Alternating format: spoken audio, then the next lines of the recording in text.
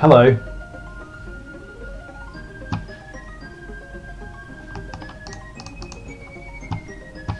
Is that working now?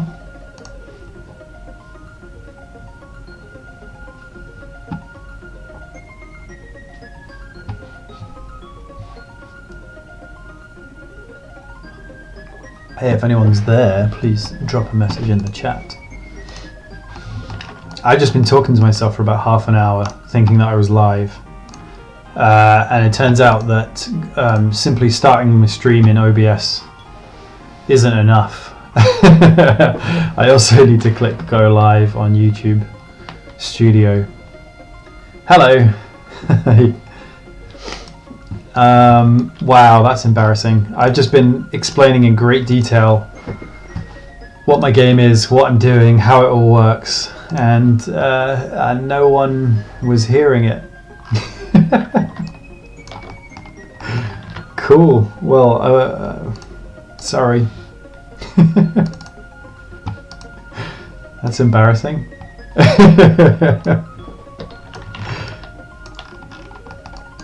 Well, okay. Let me have a quick recap then.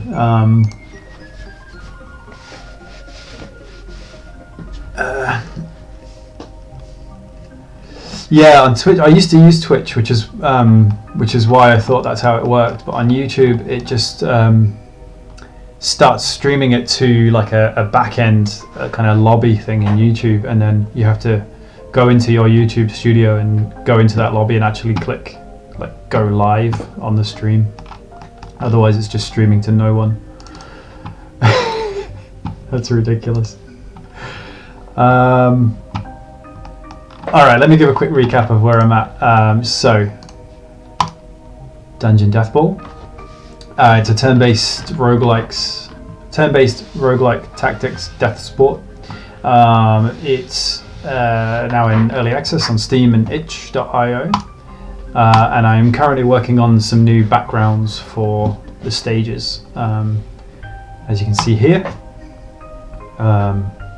So this whole like kind of browny, murky, dungeony, pixely scene is something that I've been working on the last few days, and I've built one for the small size stages, and now I need to make one for medium and large stages. So that's what I'm working on today. I've also added, what have I added? I've added a new camera system. So there's this overhead camera. Well, I say camera system, just some new cameras really, using Cinemachine. The old camera used to look like this, but I was feeling like there was quite a lot of kind of dead space around here, and Cinemachine is kind of tricky to get it to frame stuff like that, you know, like to make sure. What I essentially would want is like a character to be sort of buffed up against the side of the screen if they're in the corner of the level, and buffed up against the other side of the screen if they're in the opposite corner of the level.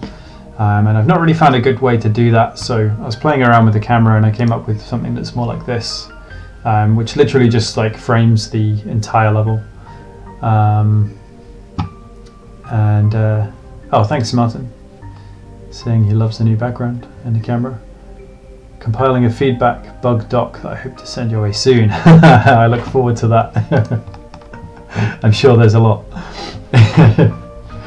Yeah, so new camera. I'm probably going to keep the old one in there as an option, like something you can toggle, maybe a little new button up here that you just click to change the camera. And then I've also got this kind of midpoint 45-degree angle as well. Well, technically 38 degrees, but who's counting? So yeah, this is the one I'm working with just now. I quite like it. I like being able to see everything in one, and I think it kind of works with the new background as well.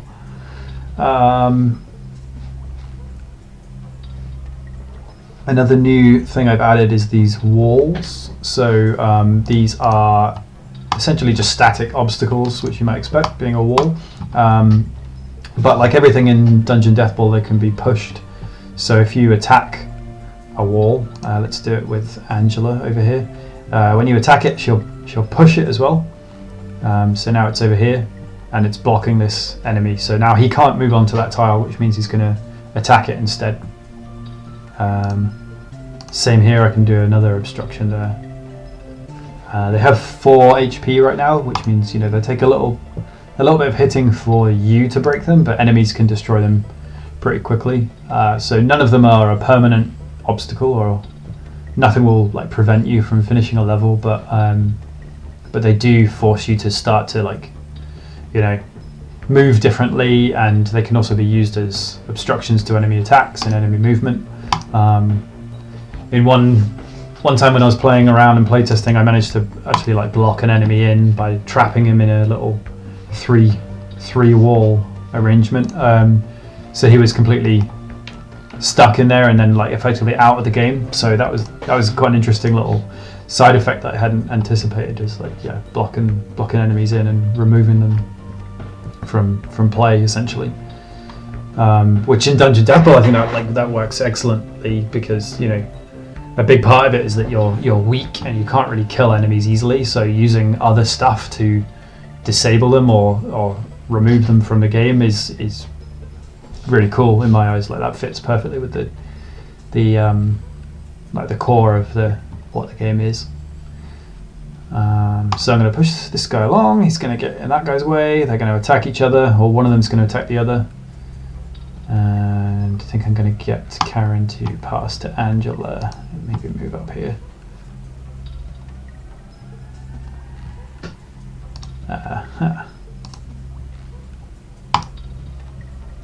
Anyway, if you've played the game before, you know how all this is working. My objective is to get any of my players to this finish line here, and ideally be carrying the ball. Or I can throw the ball to the finish line and then step onto it, and that counts as carrying the ball. So right there, I finished the game. I finished the stage, so I get 1 star. I was carrying the ball, so I got 2 stars, and I did it within the turn par of 6, so I got 3 stars. And then those 3 stars count towards unlocking perks, which are unique skills for each player. And then here we go, we're just in the slightly larger stage now, which I just made in about 2 seconds before I realised I was not streaming. And in just a moment I'm going to make an even larger stage. Let's make this large so you can see it a bit more clearly. We didn't get any walls here, so they're randomly generated. You may get some, you may not. There's also a hard limit on how many you can have in each size stage, so you're never going to be completely overwhelmed. But yeah, the layout of them is completely randomized. I may come in and do another pass where I maybe design some layouts that work well, or I may just keep that fully random. I'm not too sure just yet. At least for now it's going to be fully random, and then maybe later on I'll add some more complexity. Let's see, so now this guy's going to attack Angela, so what I can do here is I can see that this one's going to move first, this one's going to move second, so I can push this one back. His attack will miss and he'll get hit by him instead, which is great, but I will need to wait here because if I move up I'll get hit still.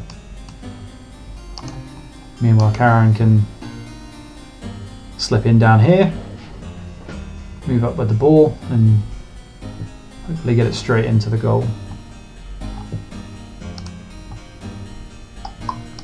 Now, I think I want Angela to come in here and be able to deal with this enemy when it wakes up.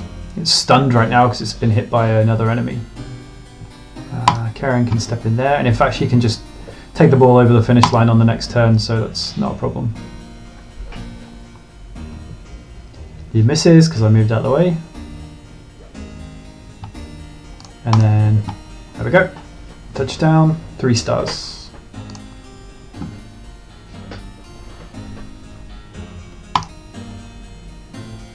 Get a few more points towards my unlocks. Move on to the next stage. Now, I just hit an error here because I haven't set up the background scene for large stages, so it's just not loaded in a background at all. But this is the size of the stage now that we need to design for, so that's what I'll do next. Meanwhile, we can just play in a void. Okay, I'm going to come back out and start working on that background. One thing I did notice here is that I didn't expand the size of this right here.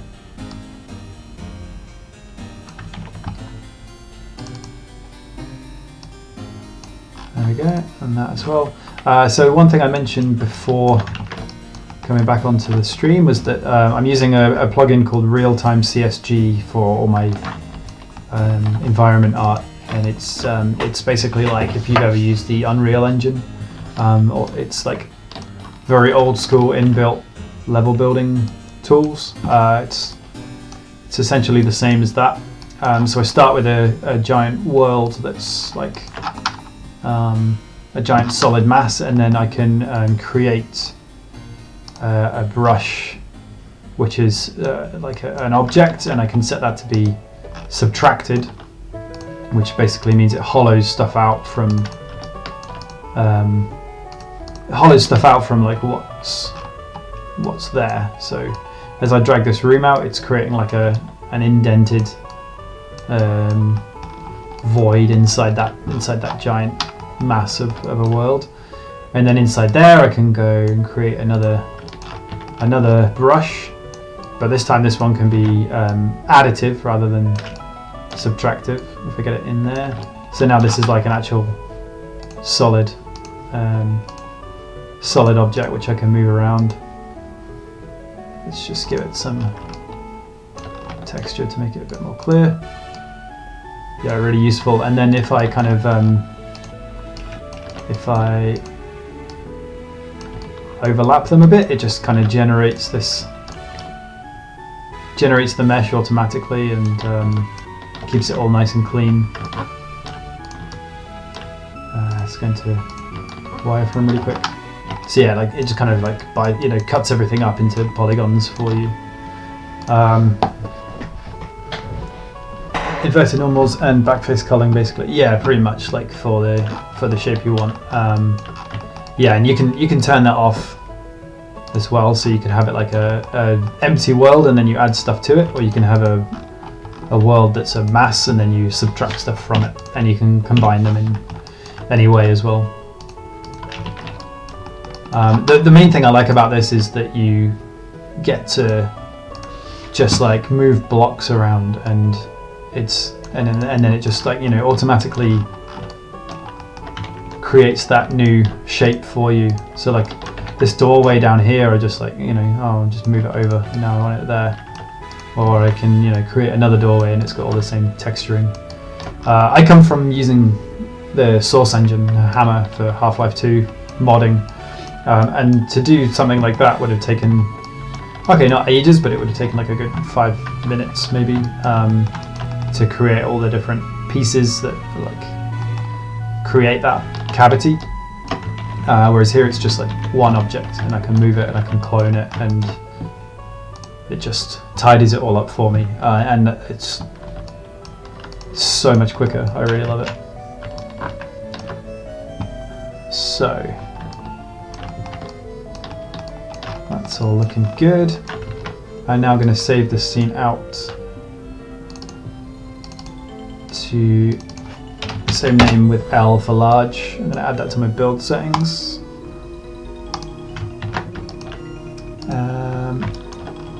And then what I've got right here is a little preview tool that I made that lets me show, like, preview the size of the stages. So that's just using the gizmos. Where is it? Here. So you go in code, you can do on draw gizmos, get a position and a size, and then do gizmos.draw wire cube or gizmos.draw cube, and that will draw this like outline here. And then I've drawn a few more just to show like where the players are and the enemy into the field. And then I've written a little script here where I can change small, medium, and large, so I can preview the size of the field really easily and make sure that the corners of the mesh all line up really nicely. Yeah, real-time CSG is good. It's unfortunately kind of like abandoned now though. The developer's working on a new tool called Chisel, which looks a lot better, and it has better like runtime support, so you can make meshes at runtime, which this one can't do, even though it's called real-time CSG. But yeah, real-time CSG is now basically been kind of dropped, I think, which is a shame. It seems to work mostly fine in the latest Unity, but I do get a bunch of errors in the console, and occasionally I'll lose the handles for it.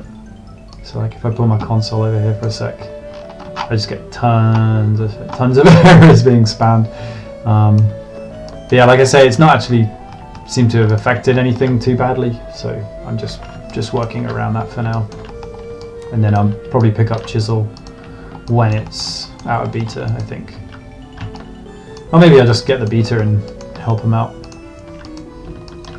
So, right here I've got a pit, which is basically like a hole under the actual game space. So I'm going to match that to the level size, there we go. And then I'm going to grab this one, and that needs to come out to be a little bit bigger. And then my exit gate can go in that gap right there. And then the top floor needs to come back out as well to there. And then I've got this big kind of void above it as well, and that comes to there too. Then I have some basic sprites, which is these railings. Oh, my chair's falling down.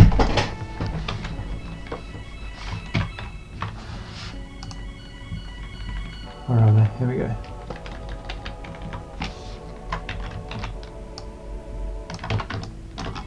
Whoops, I duplicated them by accident.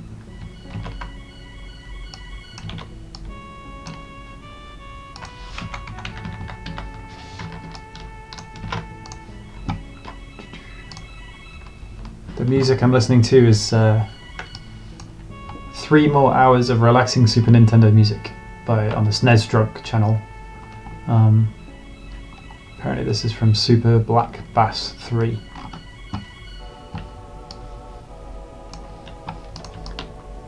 I really like this kind of music for working. It's just chilled out, and it's got that kind of like retro gamey vibe.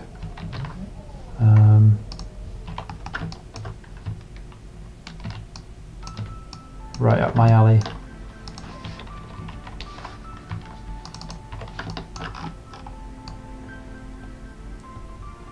These objects right here are just sprites.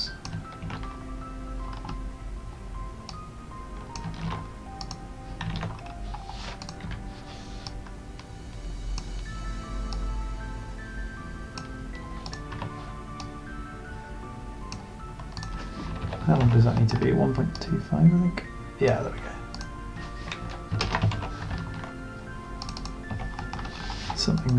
Something a bit misaligned going on there somewhere.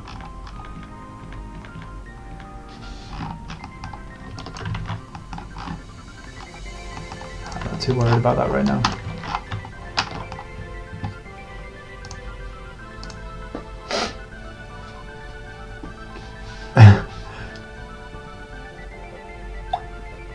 I find I can't always listen to music that's too intense while I'm working. Sometimes I can. When I'm doing stuff like this, actually, I can. It's not too bad, but I prefer to put stuff that's a bit more chilled out on while I'm streaming. But if I'm coding, I cannot listen to like intense or complicated music. Or in particular, I can't listen to music that has lyrics, or you know, a lot of like vocal complexity, because it's just like battling for brain power.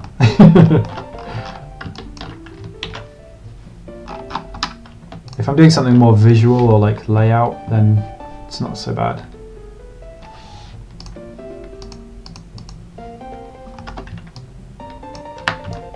This board right here, I explained before I was actually live, so I'll go over that really quick again. I'm thinking of changing the way the well, so this board will show like your turns, or how much left you've, what words am I trying to say? How many turns you have left before you miss your turn par. So this board up here would like show that counting down each turn it would change.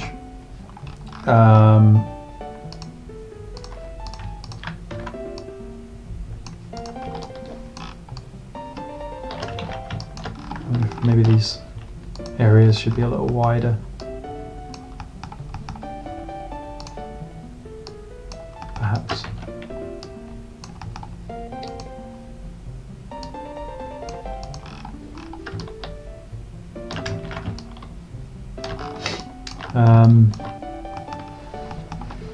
Yeah, so right now, like you see the turn par in like a tiny corner in the tiny corner of the screen, and I wonder if that should be a bit more obvious, perhaps.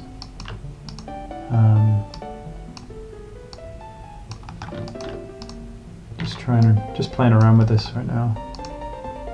See how it looks in different positions.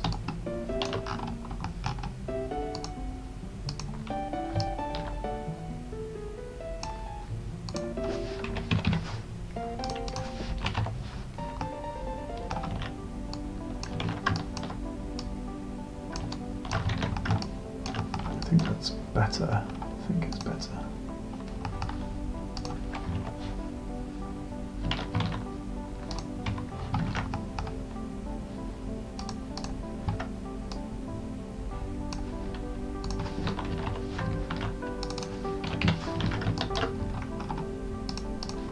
So I've got my spectating players back here. So this is basically who's going to be up next if you die.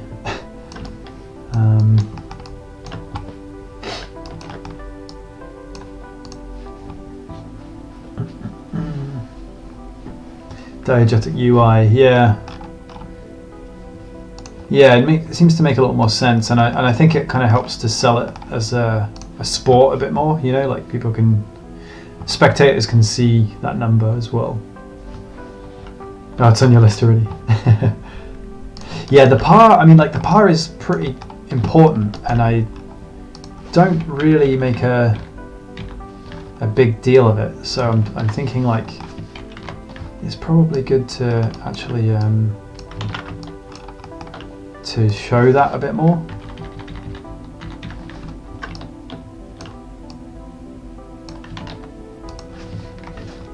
Let's just put a few more people in here.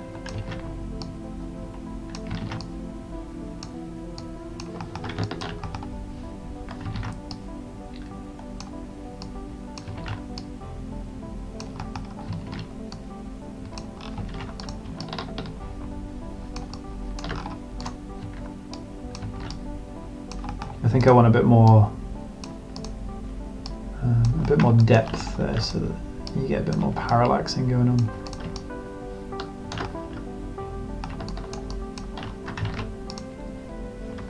Let's try that for now.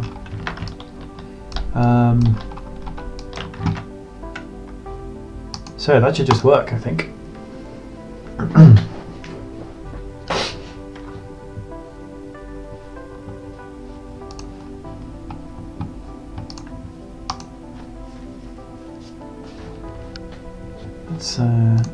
Let's just pause this music for a second, turn on the Deathball sounds. So new camera on the start. They've put a few new hairstyles in, so this guy's got a nice pompadour. Dean. Let's skip to the next stage, see how they look.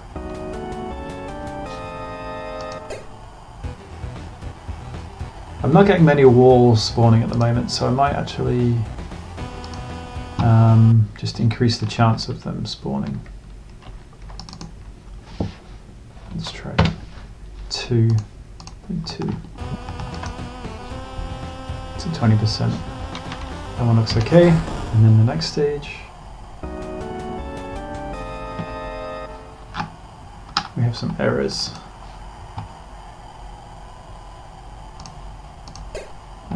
because I'm skipping through the cheats. That all looks good, it all fits, which is what we want.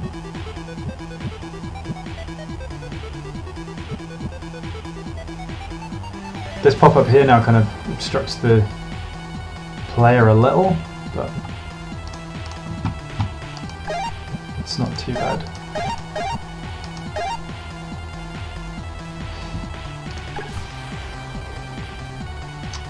Yeah, so the turn par right now is just up here in this tiny little corner, and it's kind of easy to miss, and I think given that it's one of the 3 ways that you're rated at the end of every stage, it probably needs to be a bit more important and eye-catching. And yeah, if it's right here, what I'm thinking is like this counts down every turn, so this shows like, you know, you're at 11 below par right now, and so this would say 11, and then on the next turn it would count down to 10, and it's essentially a countdown to you losing your par bonus. Ah, thanks Martin. He says, I'm glad to see you're working on this again. Imagine it must have been hard to reopen the project and get up to speed and all that. Yeah, it was. I was really kind of putting it off and dreading it, if I'm completely honest. Like, I'd done so much new code since working on this. You know, working on Ghost Grab 3000 and Singled Out, I'd learned so much, and I knew that what I'd written for this game was just nowhere near as good, and I was really kind of apprehensive about coming back to it, and I almost kind of felt like I wanted to just like maybe not even bother, but you know, I'm not going to not finish it after I've put out half a game. So I booted it back up and started digging in, and then the more I've done that, the more I've started to realize, okay, no, it's not that bad, it's okay, it's workable, and I've now like rewritten a good probably at least 50% of the code in this game, maybe closer to 75%, and it's much better now, much easier to work with, so I'm feeling much happier about working on it again. And yeah, like these new backgrounds as well have really made me feel a lot better about how it looks as well. Like, I think it's actually looking pretty cool now. Especially in this large size stage, like I've not actually seen any large stages until right now with the new background. So that's really cool, pretty exciting. What am I going to do with Eric here? Just wait for now.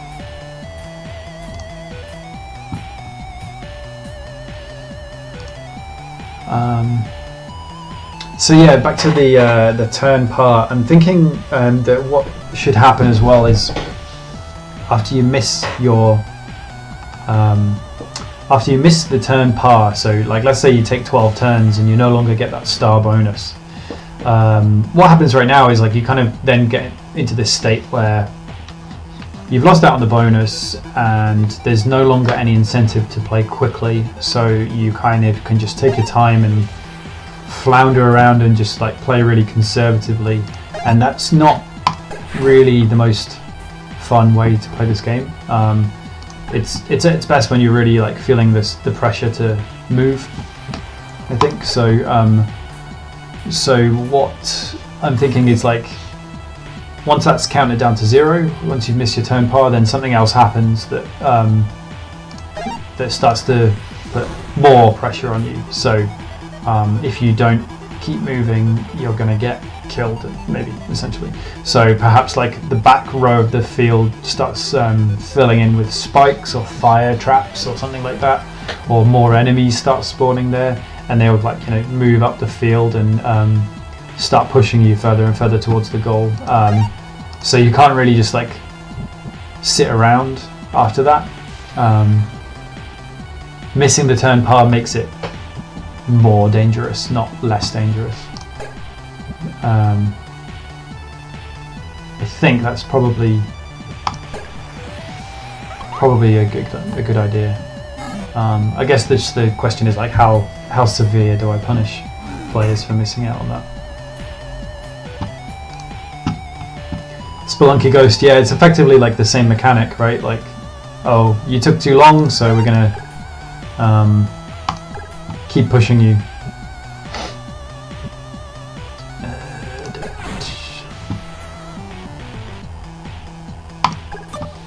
Speaking of Spelunky, I can't I can't beat the first world in Spelunky 2. I'm really struggling. It's been out, what, like 2 weeks now? And I still haven't beaten 1-4.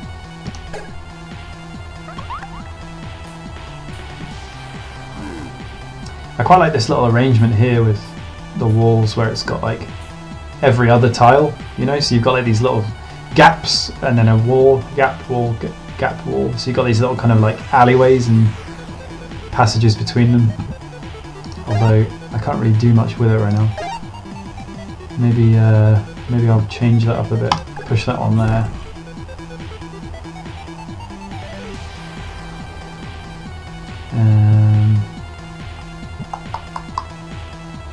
He can afford to shoot because nothing's. Oh no, he can't. Nothing's going to hit him on the next turn. So let's move you up.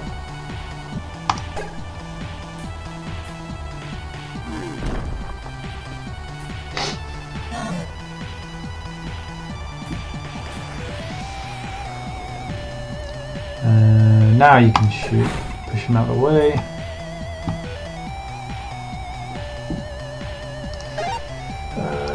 Let's move you there and then move you out of the way.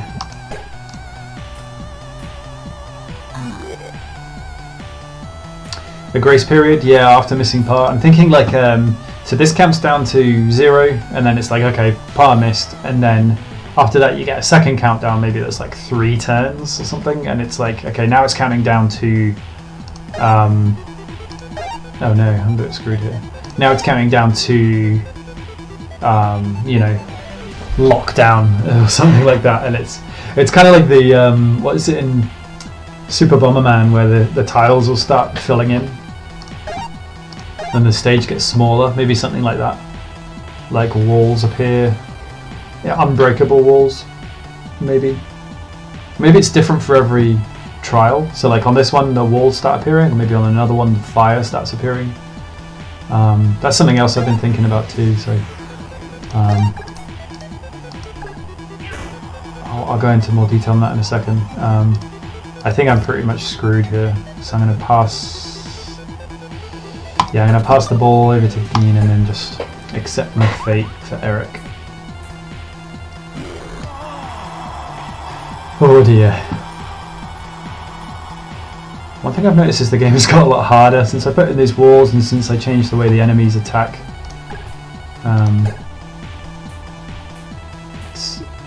It's quite a bit trickier to beat the first trial. No more lockdown. Okay, maybe I had a bad choice of words there, sorry.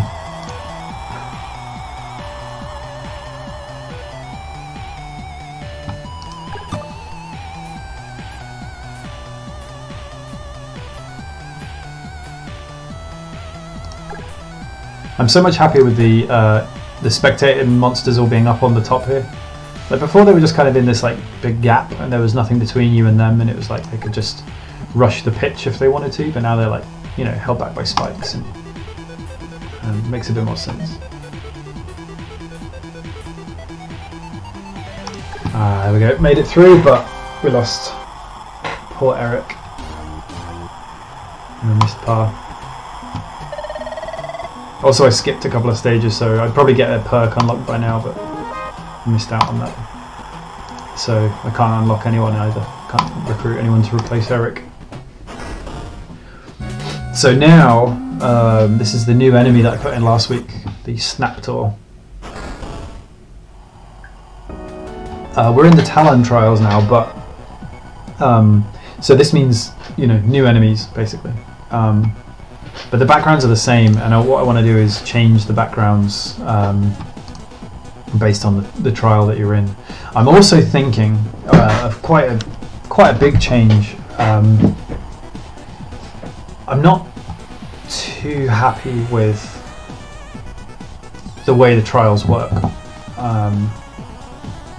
in that you basically get, so now I'm in the Talon trials and I've got the Snaptor, and it's like a new enemy every 3 stages, but I now know that I'm going to be facing off against the basic monsters and the Snaptors for 3 more stages, and then after that I'll get a new enemy and I'll face off against those same enemies for 3 more stages.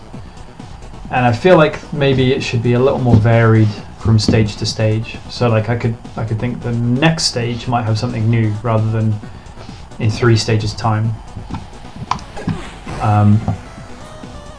So what I'm thinking is that the trials change to a bit more of a broad theme rather than just being like just themed around the monster that I'm facing now. Oh, I'm a bit cornered here, aren't I? I'll tell you what though, I can move that, and then I can get in that little gap there. That's quite nice. And the rock's not going to hit me back, fortunately.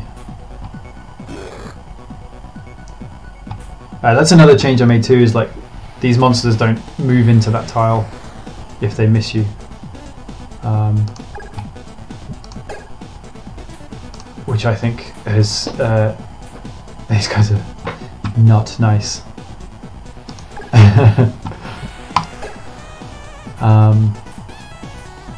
Okay, I'm getting distracted. What was I talking about? Trials. Yeah. So what could happen is you get, say, there are like 4 trials per game, and maybe it's the same 4 every time. Maybe you get like a couple of variations, but you get, you know, like your basic dungeon. You'd get your fire trials or something like that, you know, and then you'd get like the water trials perhaps. Oh, I'm totally screwed now. Yeah, totally screwed. Maybe if I'd actually unlocked some perks I might have done a bit better there. Or been concentrating.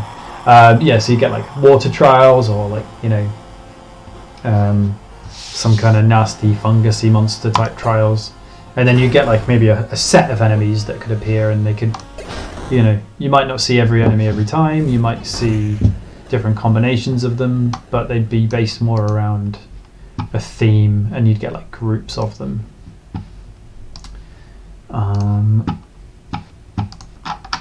So, where are we? Let's put the music back on.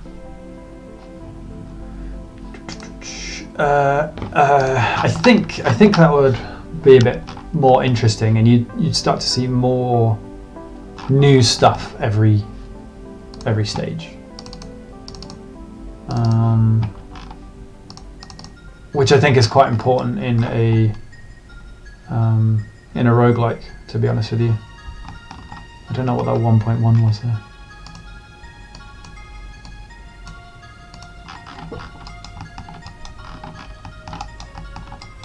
You know, I want every run to be like significantly different each time. Oh, I've changed like the scroll speed, haven't I? How have I done that? What did I press? Jeez.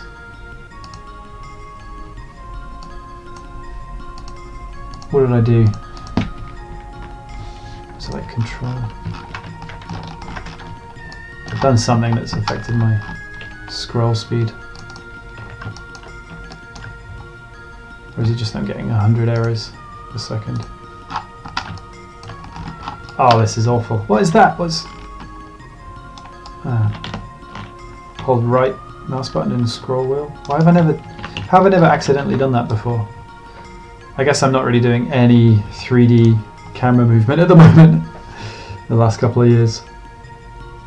Is there also potential for letting the player choose the next stage? Yeah, I was actually thinking that exact thing. So like maybe, you know, maybe on this, at the end of the stage, you've got like 2 doors perhaps, you know, and it's like, oh, if you finish over here, then you go through into one trial, and if you finish over here, you go through to the other trial. So you actually get like, you know, you get maybe a little bit of freedom there to choose, but you might also be forced to go a different way if you know, if things don't pan out the way you wanted, perhaps. Is that center? It doesn't look centered. That's centered now.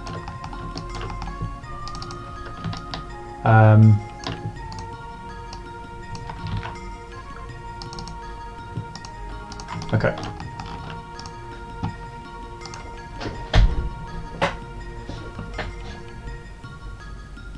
Choose based on the build. Yeah, so like what characters you've got might affect what you want to go for.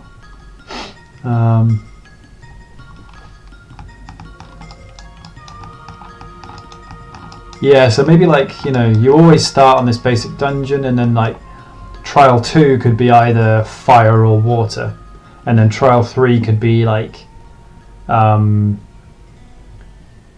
know, it could be like spiky spiky trial, or like the acid trial, or the poison trial, just off the top of my head. And maybe it's like maybe it's, let's if we kind of,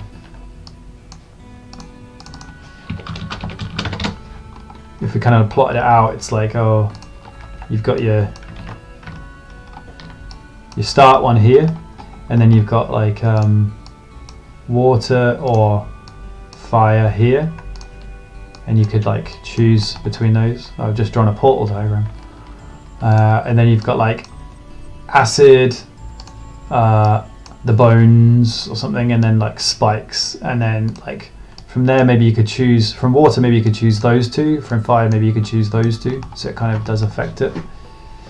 And then back at the end you've got like the like super hard final trial might always be the same or something, so like you always start and end in the same place, but you've got a bit of flexibility in the middle, maybe something like that.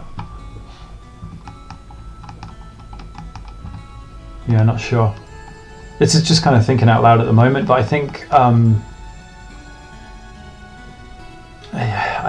I just don't think you get much variation in each run right now. You get like, you know,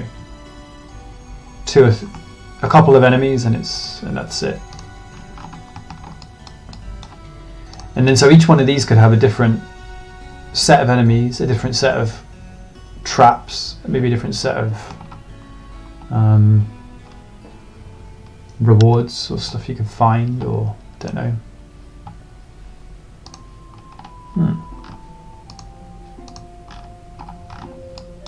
Different background, of course. Yeah.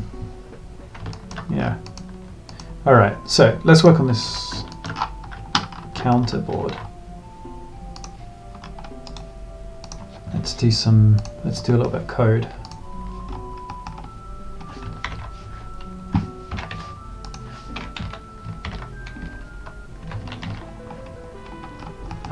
So what I basically need is, first of all, I need to know what my like upper limit on the turn power is.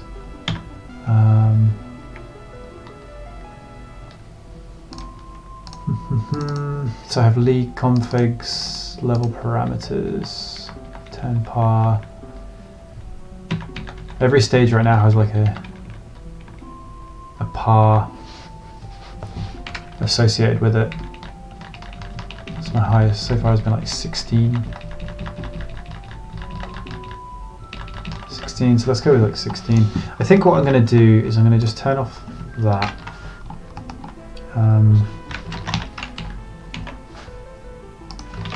Let's just center that a little bit more. And that one as well. So I'm going to export. Well, I'll tell you what I need to do is I need to save that as an actual sprite file with layers, so I can keep all my layers. Turn counter board. And then I will export that into the project.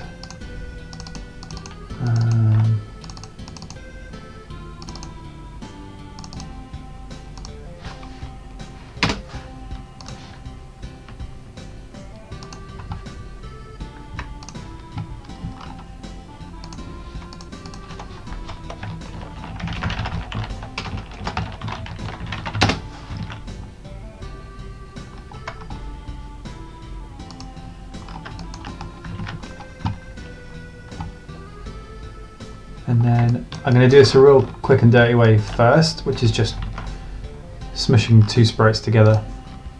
So let's start editing that prefab. I'll create another one that's a child of it.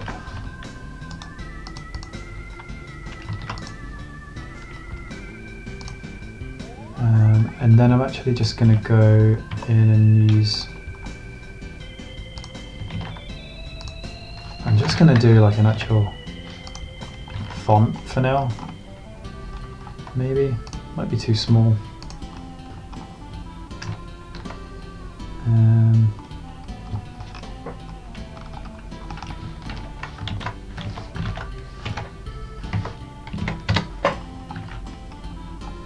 That's okay, double size.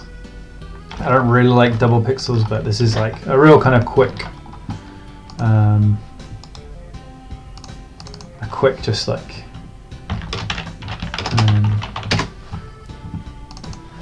kind of first pass really. So right.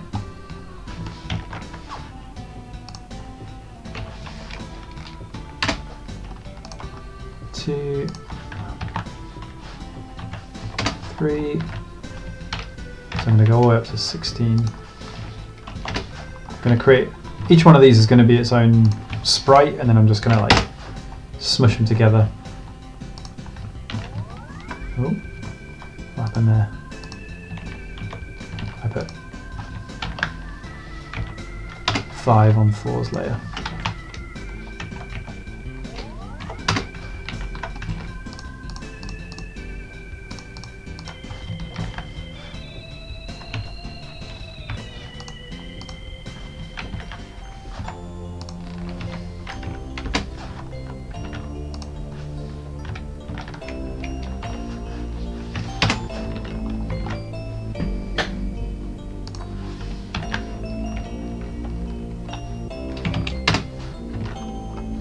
Oh good, I'm glad that fits.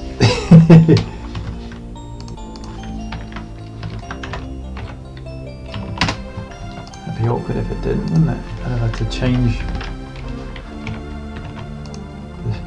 the size of the board. Maybe I will have to anyway when I'll probably want to put like turns, you know, par text in there or something.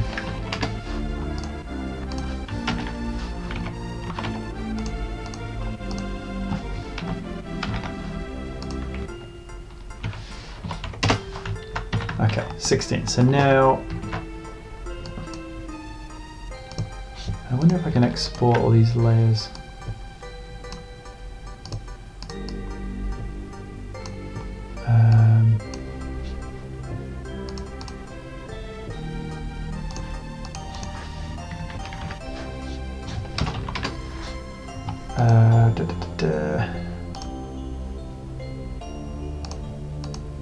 I don't think I can do them as separate images, can I? I probably could have done if it was an animation. Oh well, too late for that. Oh well, I guess I just have to do them one by one.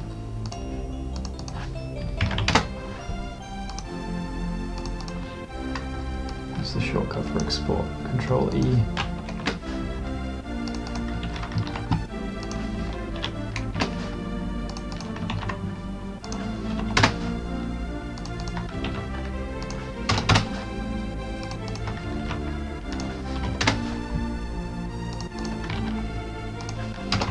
So then all I'm going to do is just show the... do you know what I've done here? Left that enabled. Actually that's fine. I can, yeah, I won't even need to overlay two sprites, will I? I was going to overlay basically the background as one sprite and then the number is another on top of it, but I can just put them all into one. The reason for that was then I could change the background with just one image without having to change all 16 of these. But oh well, this is a quick and dirty first pass, so I can tidy it up at another time.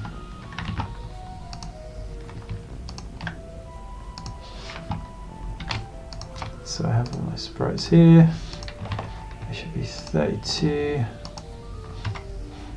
Don't want physics. I want point filter that gets nice crunchy pixel art and no compression. That's what you want if you want good pixel art. Oh, my pivot was set to the top.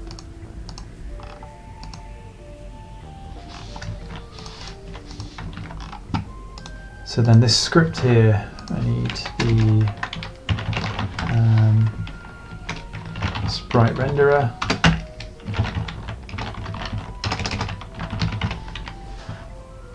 And then I'll grab that on awake.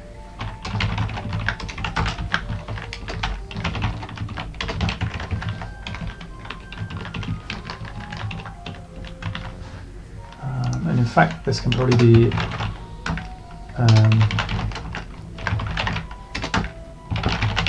this can be a singleton because there's only going to be one. And then it's called public static show turns remaining.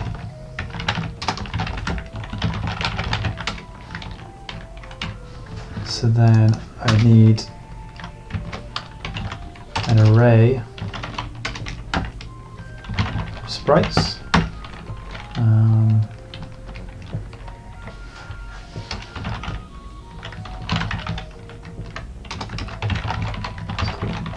Sprites. I tell you what I didn't do on here is I didn't do a 0.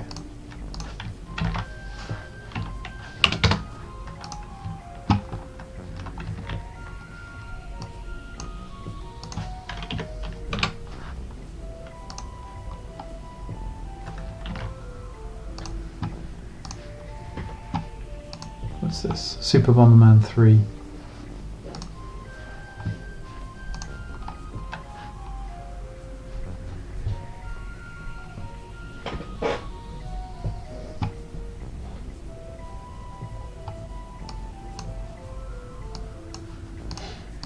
I can't believe I left the stream running for half an hour without anyone being able to see it.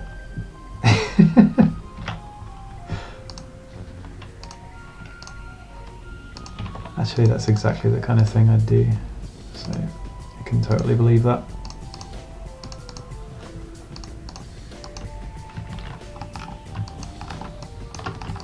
I'll know for next time, eh? This is a really nice new thing in Unity 2020.2. You can go to properties now and it just pops out a little inspector window. And then I can go into my project view and find all those sprites. Just drag them over into there. Put some all over in that array in order. And then I can close that again. Big time saver. I'm really finding that the newer versions of Unity are adding some really nice quality of life improvements. And they're pretty stable as well. In my experience, anyway.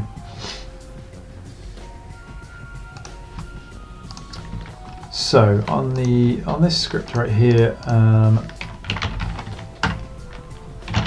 need to get a sprite from the list, which is going to be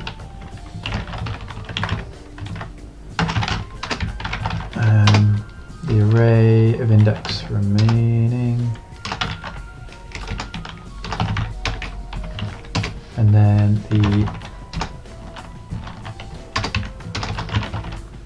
if I can actually type it, oh that's why it's instance.sprite equals sprite, and then I need to call that at the start of every player turn. I need to update that.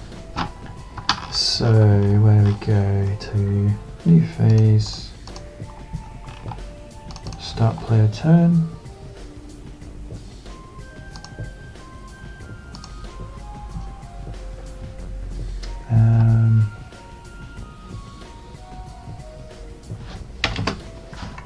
In fact, I'm just going to, instead of show turns remaining, I'm just going to call that like update counter.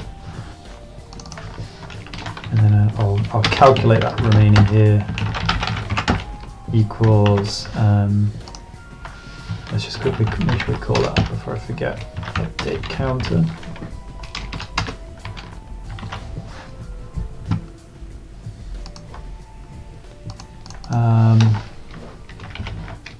Let's think about this. So the where do I have the turns and right here, turns and turn par. In fact, I probably have some code that just calls that anyway.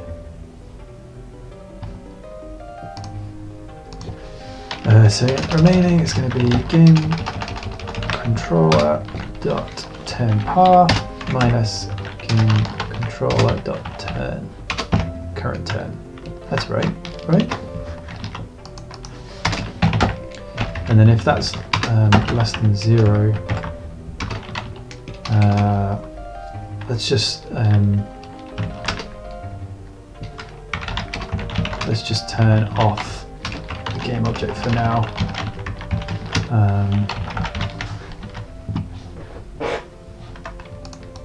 And let's just handle a case as well where it's bigger than the list we've got, in case we don't have a sprite to show for that number.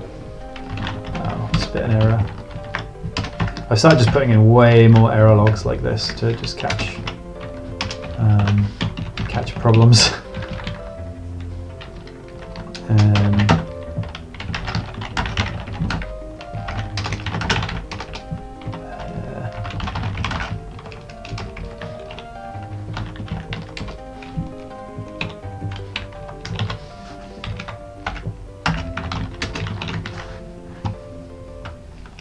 Useful thing here is if you put like a reference to an object in your debug logs, it will like ping the object in the hierarchy when you click the error message.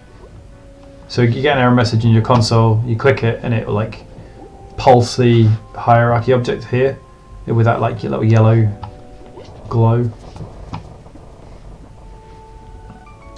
Dark mode, yeah. Although I actually, because I've been doing Switch development, you basically get like a pro license with that. So I've had dark mode for like a year and a half now, but it's really nice, and I'm glad that everyone gets it because everyone should have it for sure.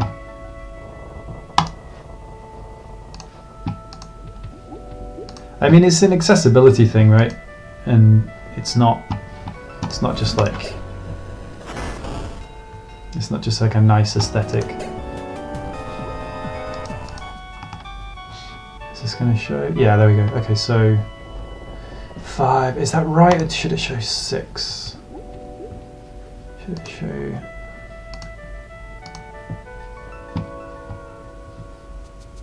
It's par 6, right? So it should show 6 on the first turn, really.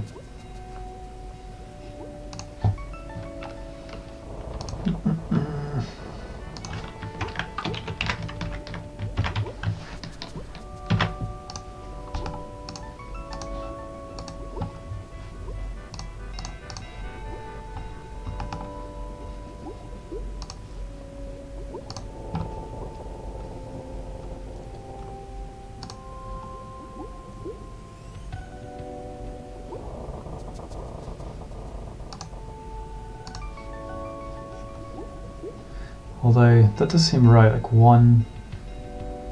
Oh no, yeah, it should show 1 when I'm on my final turn, I think, right? This is like my 1. Does that make sense to you? Like I'm on my final turn, right? Like if I win on this turn, then I still get the par bonus. It should show 1 there. Does that make sense? Or would you take that to mean you have 1 turn remaining after this one? Maybe it should just say like final. Like the word final or something like that. Or maybe not that, maybe not the word final, but you know, it should say something a bit more explicit, like last turn for par, you know, something to that effect.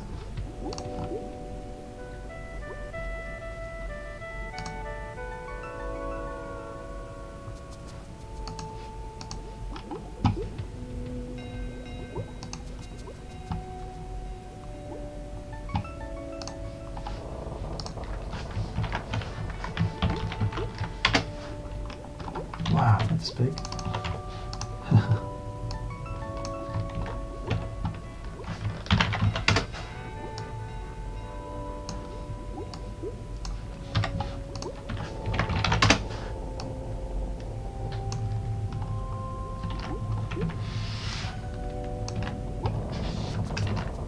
Yikes. I'm having to butcher these lovely pixel graphics, pixel fonts.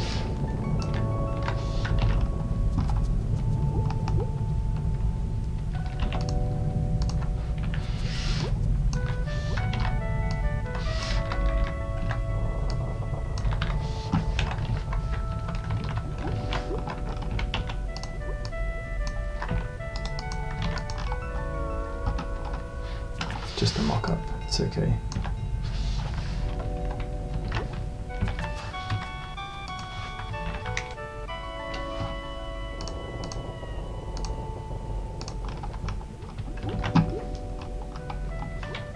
Let's just say something like that instead.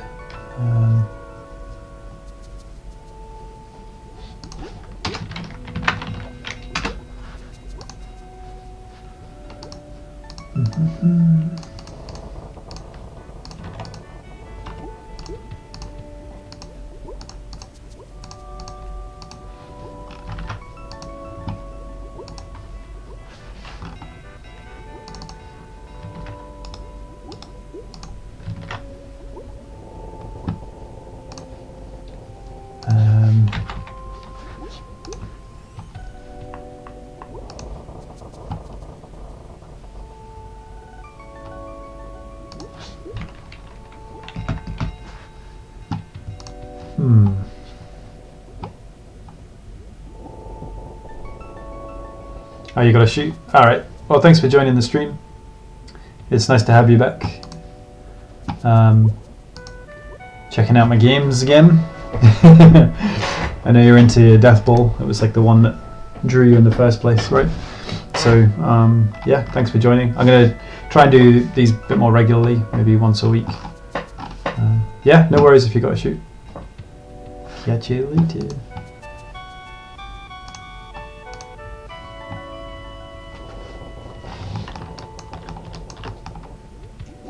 Who else is still hanging around, lurking in the... Who's lurking in the chat? I see there's someone there.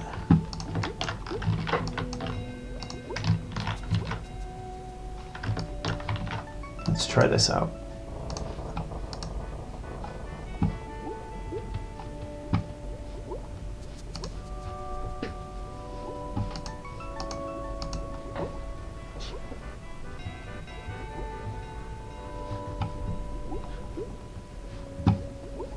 Whoops, what happened here?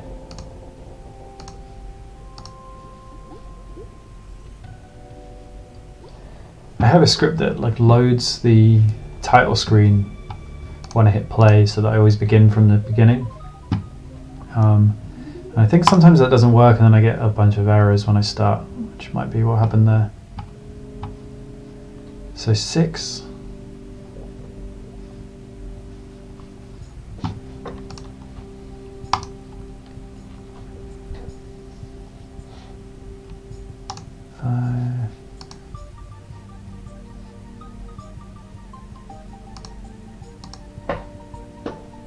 I'm just skipping through to kind of see if this like makes sense. 3 turns.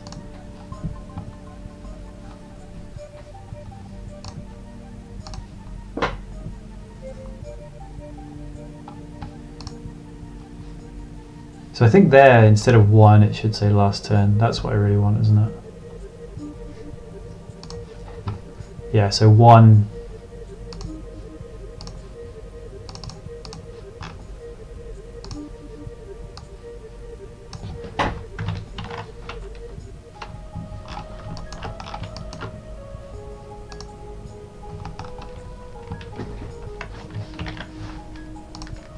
And then maybe there's like another one that says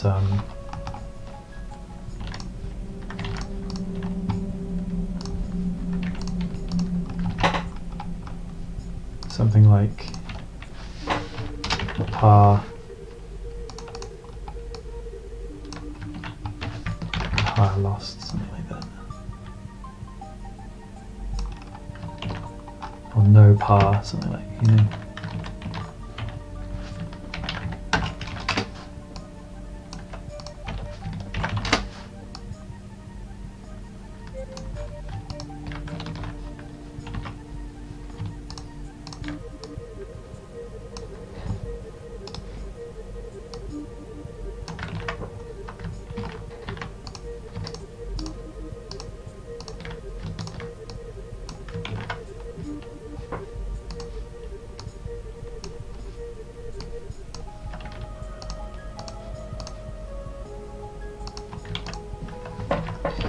Oh.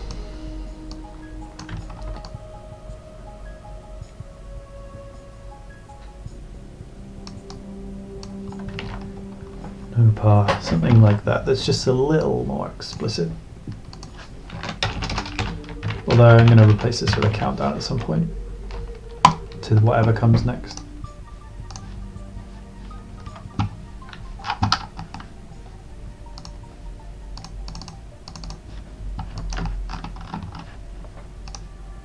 I'll be back in just a moment.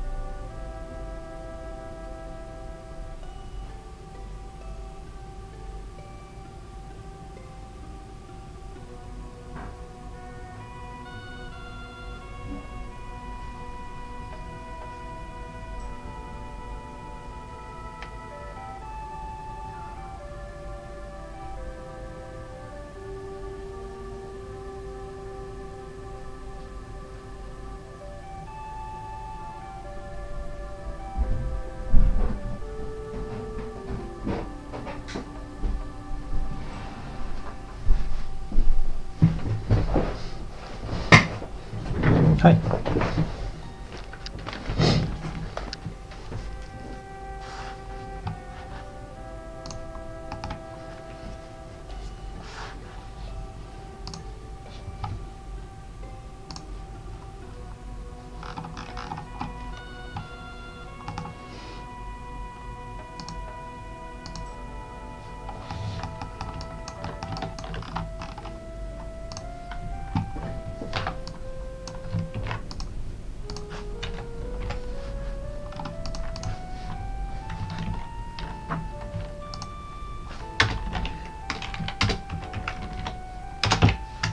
Tell you what, I'll just do that instead.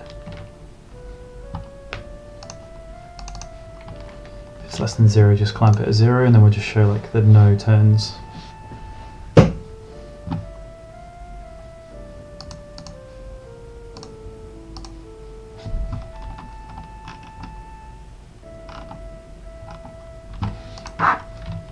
Did I even export that? Ah yeah, I just didn't set it to a sprite.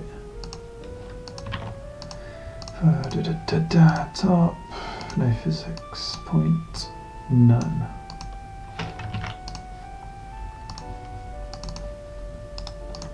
Right.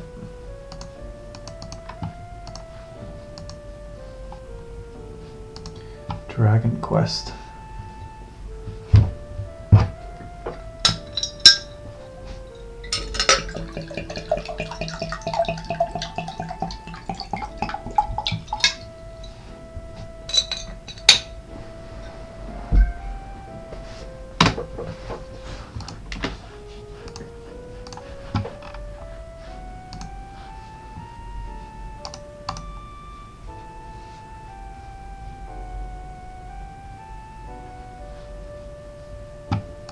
Okay.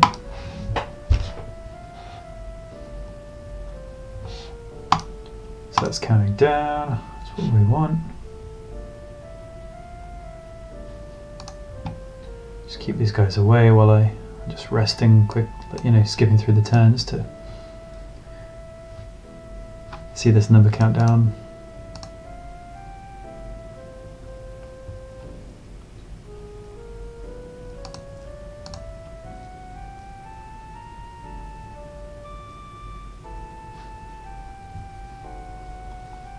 So now it says last turn. I'm on my last chance to get the turn par. I don't know if that wording is right, really. I don't think it's ideal, but at least it tests the message a bit. And then I'll tell you what that actually.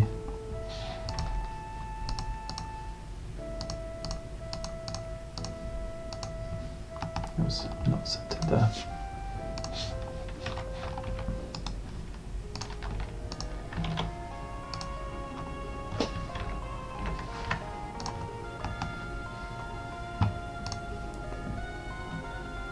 So now it's like I've missed the par. So maybe I see that for a turn, and then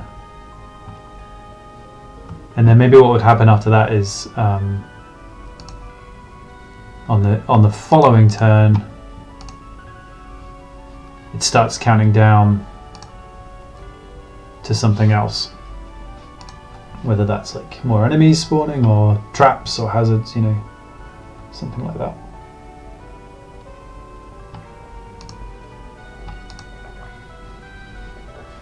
But at least that's communicated in somewhere a bit more clearly than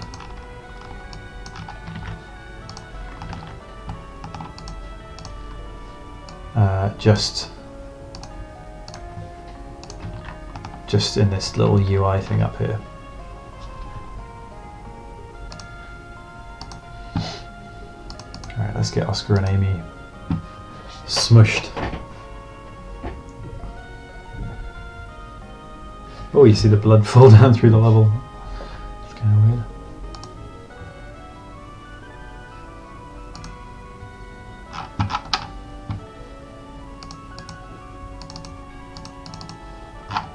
I could actually...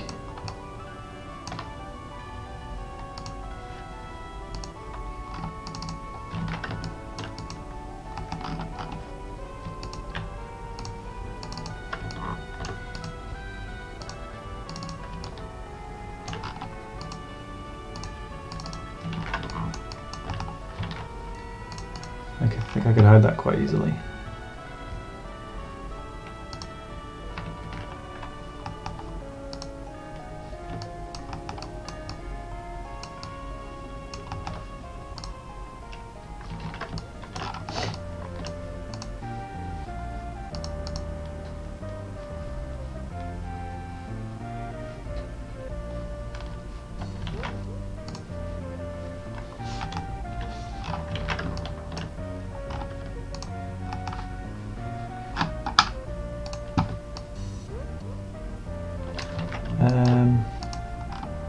Let's see.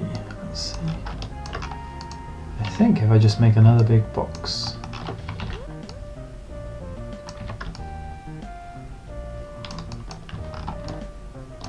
Oh, that's actually going to solve a few of my problems, I think.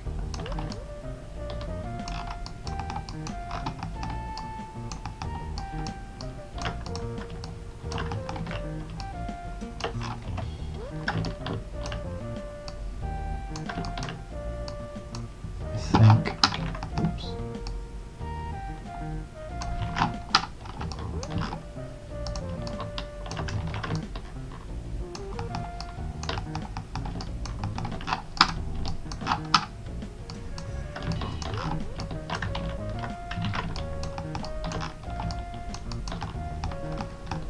And maybe some weird camera behaviors when you go kind of through this.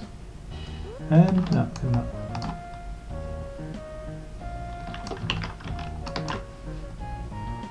Let's see if that helps hide the blood that's basically falling through the level.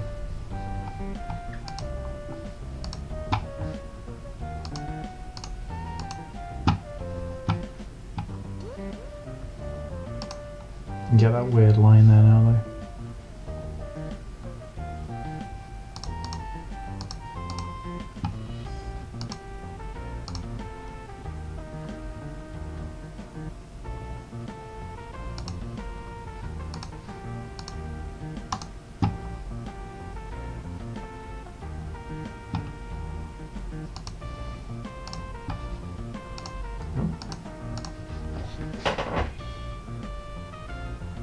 Yeah, at least you didn't see the blood through the level. Because this is basically now like a solid object, but a invisible one, you know. Alright, let's quickly do that on the other two stage sizes.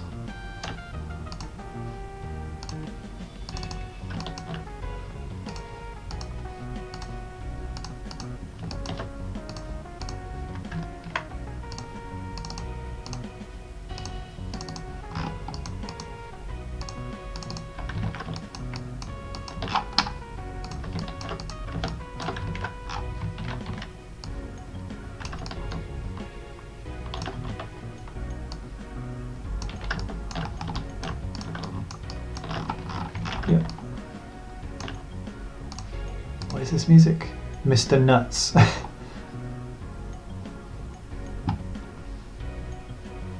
Mr. Nuts. I don't remember if I ever played that. It's definitely familiar.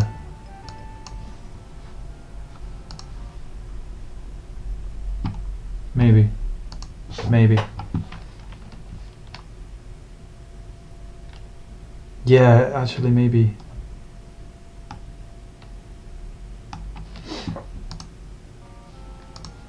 However, the next song in the playlist is from Equinox, which if you saw last week's stream, or if you've heard me talk ever, you might know I really love the Equinox soundtrack. It's very spooky, given that it's just using like this very limited SNES sound font. And it must have been what, like early 90s?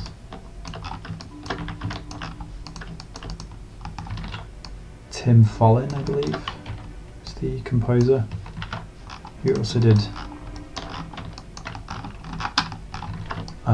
some of the Echo the Dolphin song track.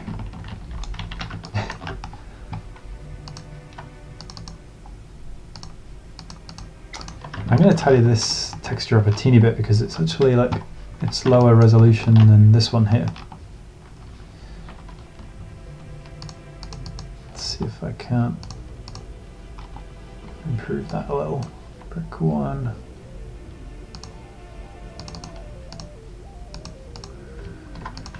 So 3 and 4 are both a little too small.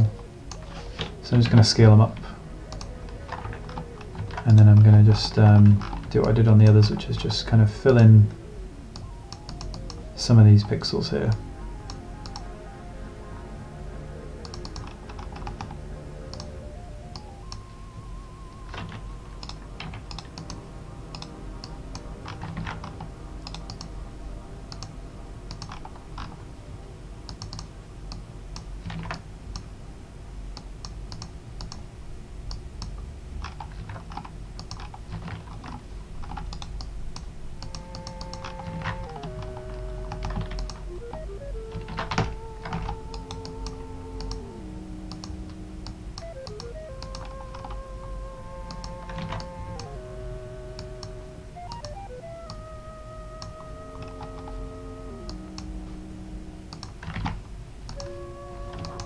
There we go. That one's a little nicer now.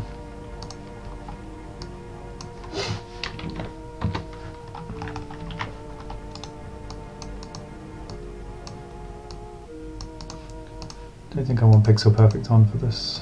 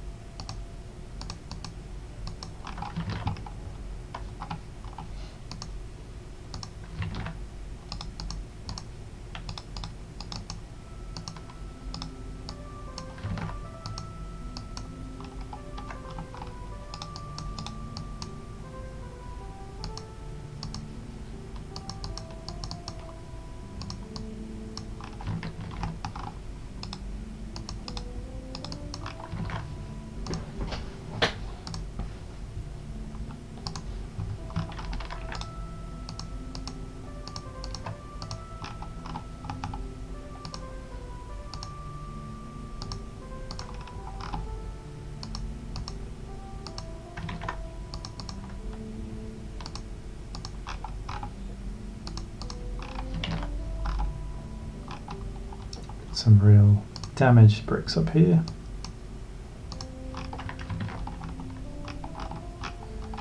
Cool. That should do.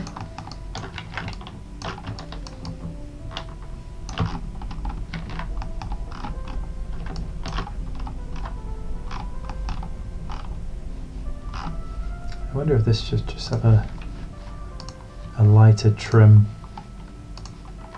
along there like that. Just kind of helps to highlight that edge perhaps.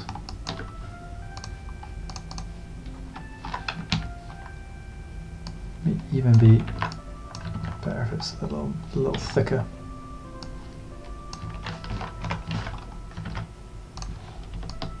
Like so.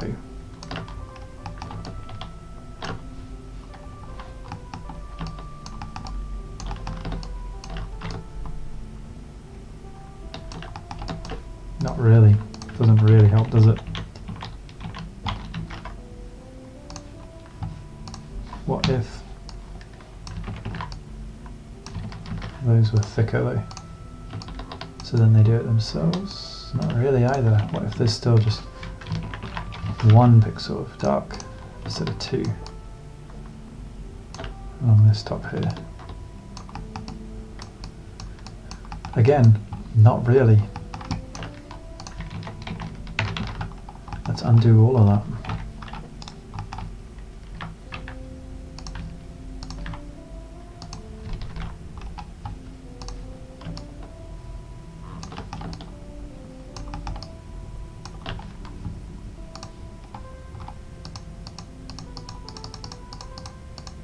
We have a little bit of dirtiness down there. A bit of grunge. Yeah, maybe not. What if we have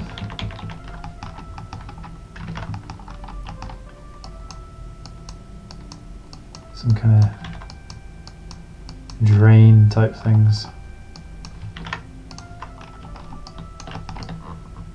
Yeah.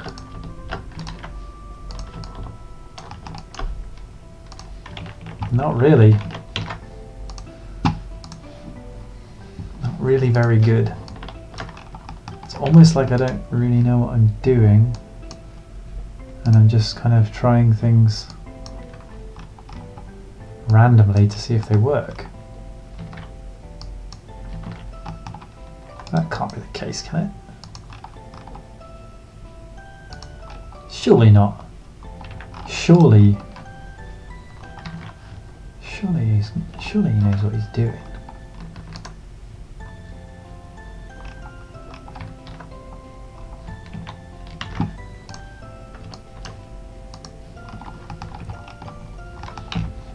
I kind of want these tiles to be,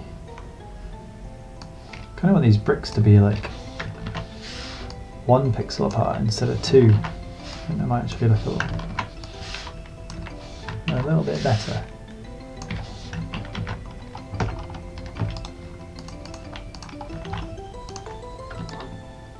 And this general brick pattern.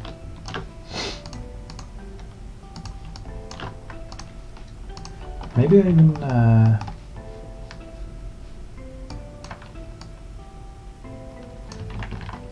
how tall would that need to be? Right, if I move everything up 1, 2.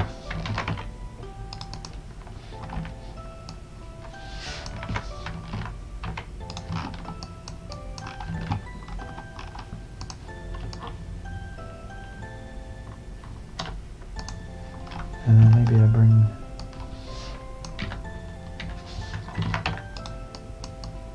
everything down here. So now we have 2 pixels between the kind of chunky edge tiles, but we have 1 pixel between all the inner tiles.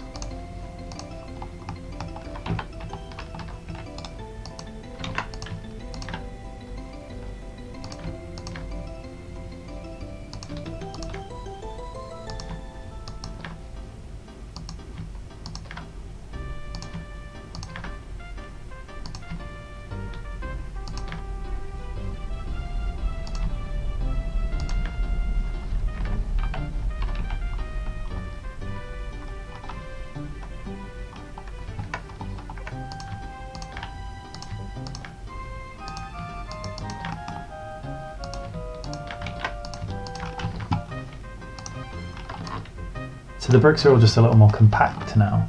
I kind of like that.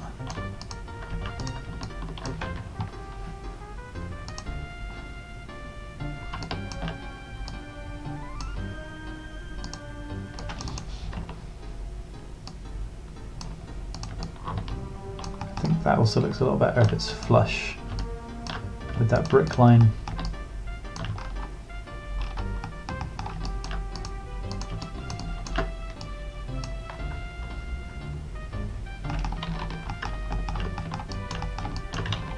Maybe, yeah, I don't know.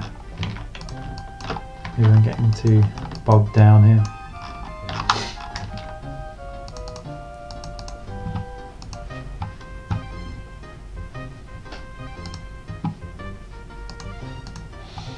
I don't necessarily want my backgrounds to be high maintenance.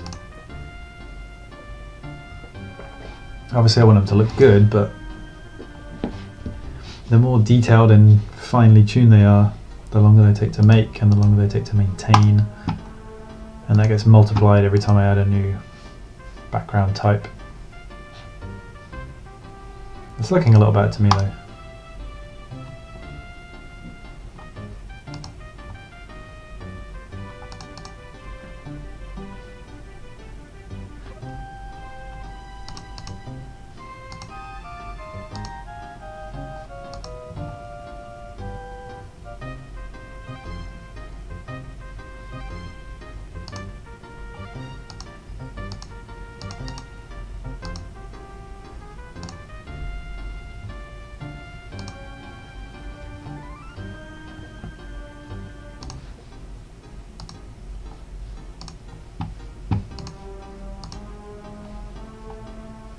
Luckily I can push this guy into that gap and then he'll get hit by him.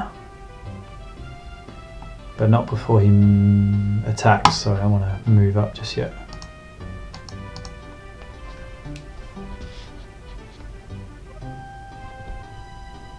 That's annoying, that pillar kind of gets in the way.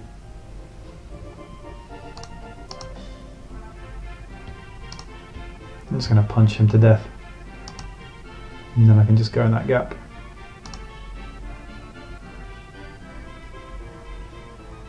Ah, but yeah, I didn't get the par.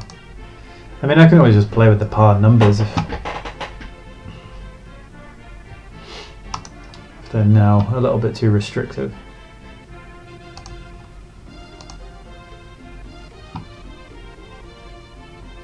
I think this camera needs to change though.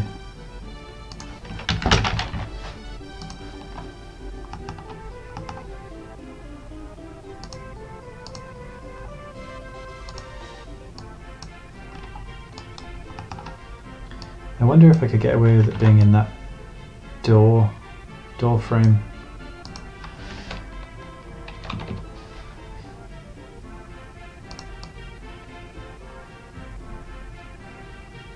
I wonder if it could even be like directly down the pitch, like head on.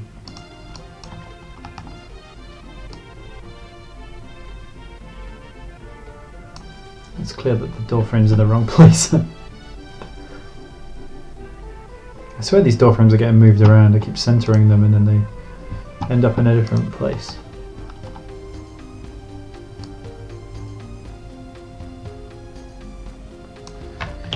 Yeah, that's not great. Maybe we look down more.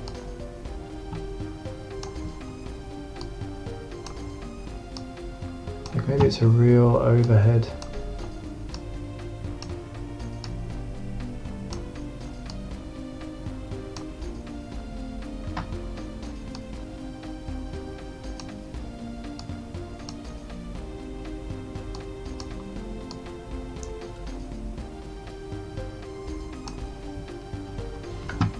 I don't know, like you spend the actual game looking at it overhead, so I kind of like that there's this opportunity to show it at a really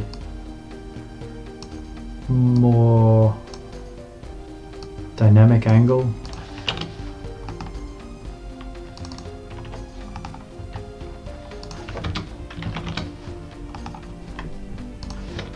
I mean, I guess I can just use a wider angle lens. That's kind of cool. Get more in the frame.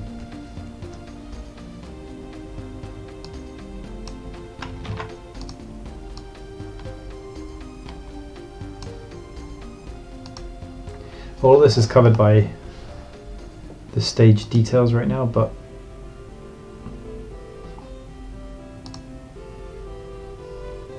that's probably going to change at some point anyway.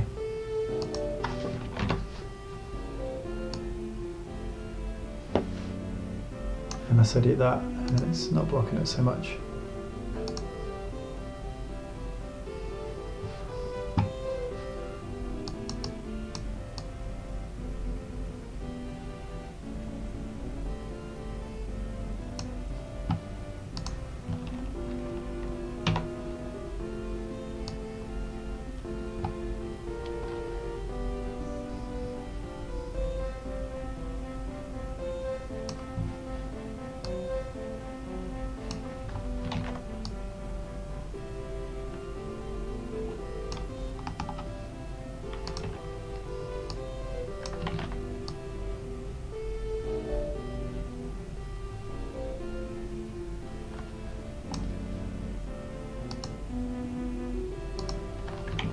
I like it being low down, to be honest with you.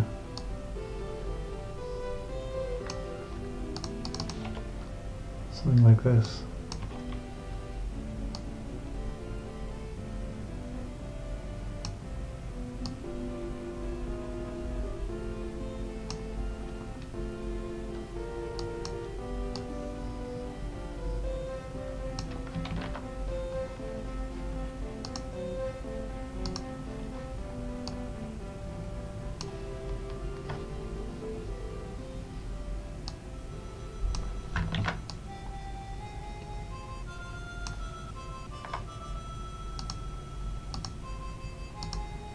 Yeah, it's a shame that it fully blocks the character. Maybe I can rearrange just that panel so it's like more across the top of the screen. I think that would work.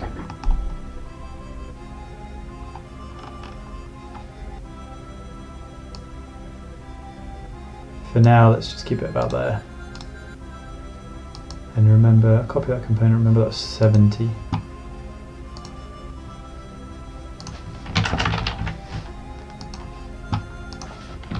So it would be 70. There we go. Let's apply that to the prefab. Let's just quickly go back and try that out in real time.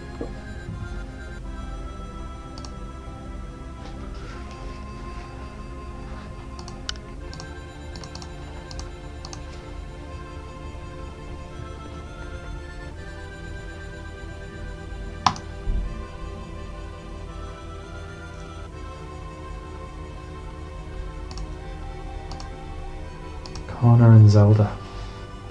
Classic duo. Classic gaming duo.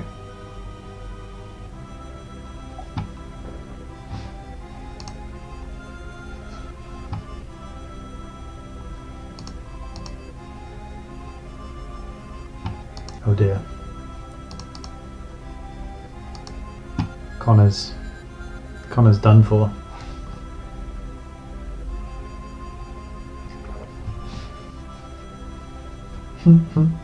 So Zelda.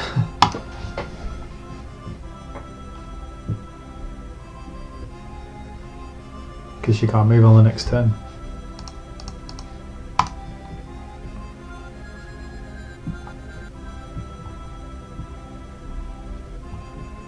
Oh well, there'll be more.